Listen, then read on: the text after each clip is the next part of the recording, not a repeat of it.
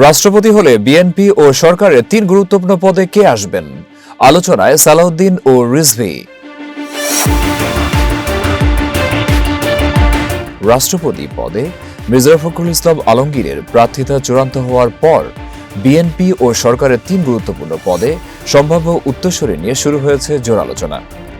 কে আসছেন মহাসচিব, মন্ত্রী ও সংসদ সদস্য পদে? দেশের 23তম রাষ্ট্রপতি পদে মির্জা ফখরুল ইসলাম আলমগীরের প্রার্থিতা চূড়ান্ত হওয়ার পর বিএনপি ও সরকারের 3টি গুরুত্বপূর্ণ পদে সম্ভাব্য উত্তরসূরি নিয়ে রাজনৈতিক অঙ্গনে আলোচনা শুরু হয়েছে। রাষ্ট্রপতি নির্বাচিত হলে তাকে বিএনপির মহাসচিব, জাতীয় স্থায়ী কমিটির সদস্য এবং স্থানীয় সরকার মন্ত্রীর পদ ছাড়তে হবে। একই সঙ্গে শূন্য হবে তার ঠাকুরগাঁ 1 সংসদীয় আসন।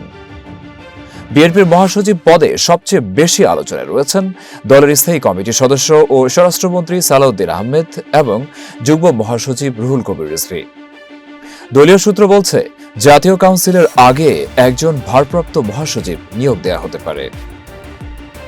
অন্যদিকে স্থানীয় সরকার মন্ত্রণালয়ের দায়িত্ব কাকে দেওয়া হবে সে বিষয়ে এখনো চূড়ান্ত সিদ্ধান্ত হয়নি।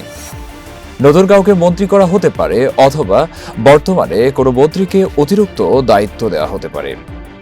রাষ্ট্রপতি হিসেবে দায়িত্ব গ্রহণের পর মির্জা ফখরুল ইসলাম আলমগীরের ঠাকুরগাঁ 1 আসন শূন্য ঘোষণা করা হবে এবং সেখানে উপনির্বাচন অনুষ্ঠিত হবে। সব মিলিয়ে রাষ্ট্রপতি নির্বাচনকে ঘিরে বিএনপির সাংগঠনিক নেতৃত্ব ও সরকারের গুরুত্বপূর্ণ পদগুলোতে বড় ধরনের পরিবর্তনের আভাস দেওয়া হচ্ছে।